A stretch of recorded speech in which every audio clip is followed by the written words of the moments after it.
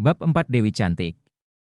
2 tahun di keluarga Su, Yogi Chen sudah tahu betapa hebat ibu mertuanya, dan dia sangat takut pada ibu mertuanya. Yogi Chen, bereskan barang-barangmu, pergi ke biro urusan sipil besok dan ambil sertifikat perceraian dengan Michelle dan kemudian keluar dari rumah Su, kata Julia Tang dengan nada memerintahkan. Ibu, aku bukan ibumu, jangan panggil aku ibu.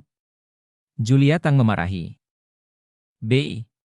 Bibi, Yogi Chen menarik napas dalam-dalam dan menundukkan kepalanya. Aku tulus mencintai Michelle Su, dan kami telah menikah selama 2 tahun, Tiaak. Julia Tang memukul meja dan berdiri, wajahnya menjadi sangat muram. 2 tahun menikah, kamu makan di keluargaku, menggunakan barang keluargaku, dan tidak membuat kontribusi untuk keluarga ini. Putriku sangat hebat. Atas dasar apa kamu menyukainya? Apa yang kamu bisa berikan padanya? Menghadapi pertanyaan Julia Tang yang bertubi-tubi ini, Yogi Chen ingin membela diri, tetapi Julia Tang tidak memberinya kesempatan untuk mengatakan, aku telah menahan diri selama 2 tahun. Selain memasak dan melakukan pekerjaan rumah tangga, pria macam apa kamu? Apakah kamu melihat dirimu sendiri dan pantaskah kamu mendapatkan putriku? Apakah kamu tahu seberapa populer putriku? Donnie Wei menelponku barusan, asalkan Michelle bersamanya, dia akan memberiku 10 juta RMB. Sekitar 20 miliar rupiah, untuk hadiah pernikahan. 10 juta RMB. Apa itu banyak? Donnie Wei hanyalah pemasok di bawah keluarga Chen. Jika ibunya bukan anggota keluarga Chen, bagaimana dia bisa menjadi pemasok material untuk keluarga Chen? Selain itu, pamannya, yaitu, kepala keluarga Chen telah berjanji secara pribadi kepadanya bahwa Donnie Wei akan bangkrut malam ini. Pada saat itu dia bahkan tidak bisa mengeluarkan 200 RMB pun, dari mana dia bisa mendapatkan 10 juta. Bibi, aku bisa bercerai, tetapi Michelle Su harus memberitahuku secara pribadi, kalau tidak aku tidak akan pergi. Yogi Chen selesai dan berbalik. Kamu berani bicara denganku seperti ini, kembali ke sini.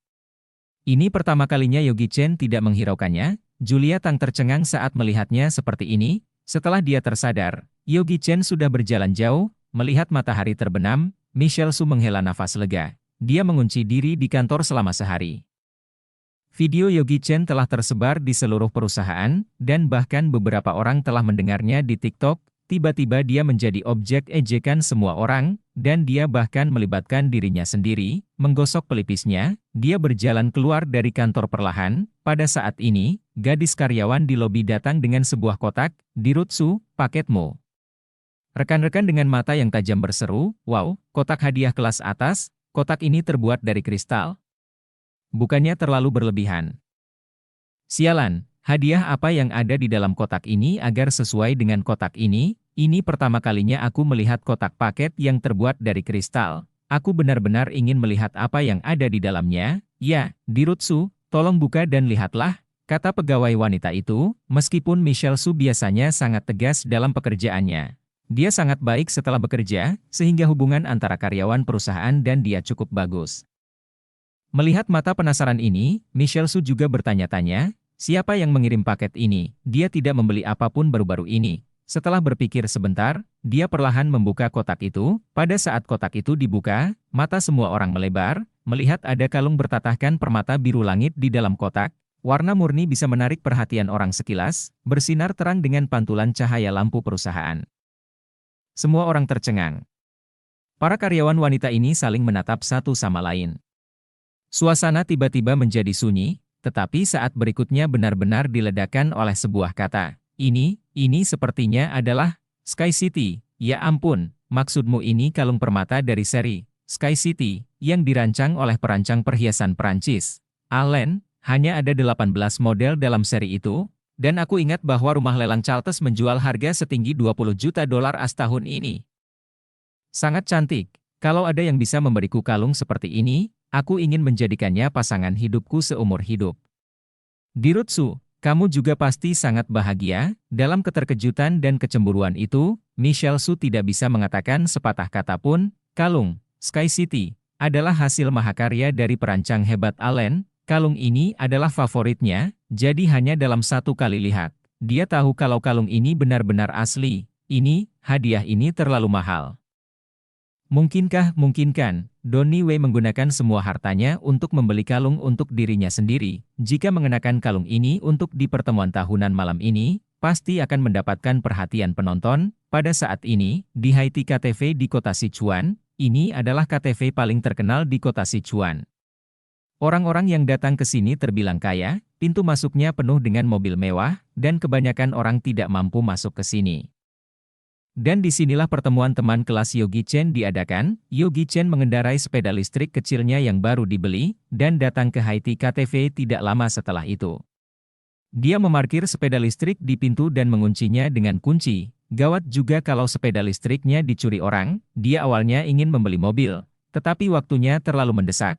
Untuk bergegas kemari, dia buru-buru membeli sepeda listrik baru dan datang kemari.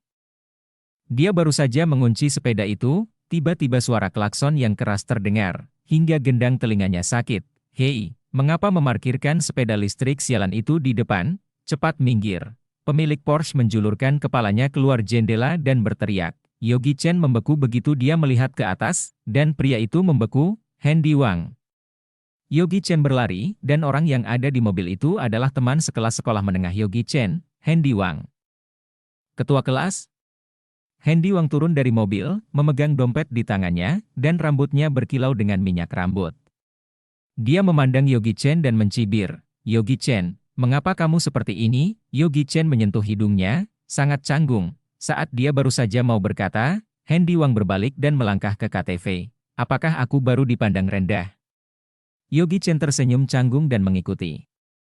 Pada saat ini, teman sekelasnya rata-rata sudah hadir. Mereka berdua memasuki ruangan dan begitu pintu terbuka, orang-orang di dalam ruangan memandang mereka bersama. "Oh, bukankah ini Hendy Wang? Kamu semakin tampan." Benar saja, orang-orang sukses memang berbeda.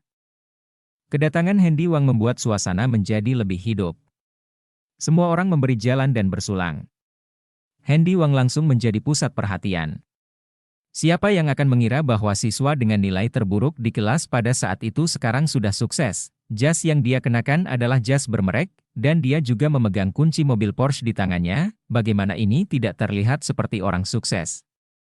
Di lain pihak, Yogi Chen, mantan ketua kelas, tubuhnya mengenakan pakaian murahan, tangannya juga memegang kunci sepeda listrik. Jika bukan karena wajahnya yang terlihat bermartabat dan tampan, orang pasti mengira dia adalah pengantar makanan. Tidak peduli seberapa tampannya dia, tidak ada yang mau meladeninya karena penampilan lusuh ini. Meskipun sedikit malu, Yogi Chen tidak peduli, matanya melirik kerumunan, dan akhirnya matanya tertuju pada seseorang. Namanya Emily Liu. Dia sudah bertahun-tahun tidak melihatnya. Emily Liu adalah dewi cantik yang diakui Yogi Chen. Dia mengenakan gaun putih, duduk di sofa, berbicara dengan murid perempuan di samping. Dua lesung pipi yang halus membuatnya terlihat sangat manis. Hendy Wang memperhatikan Emily Liu begitu dia masuk. Dia terlalu malas untuk peduli dengan yang lain. Kemudian dia pindah ke samping Emily Liu dan bertanya, "Emily Liu, sudah lama tidak bertemu, kamu semakin cantik saja. Apa kesibukanmu belakangan ini?" Sebelum Emily Liu membuka mulutnya, seorang gadis yang duduk di sebelah Emily Liu bergegas dan berkata, "Kamu tidak tahu kalau Emily Liu luar biasa sekarang? Sepertinya ke depannya kita hanya bisa melihatnya di TV sekarang jika ingin melihatnya. Apa maksudmu?" Hendy Wang membeku, tidak mengerti. Magic Entertainment menyukai Emily Liu, dan tidak akan lama lagi Emily akan menjadi orang Magic Entertainment. Semua orang di ruangan itu gempar, dan mengalihkan pandangan mereka ke Emily Liu.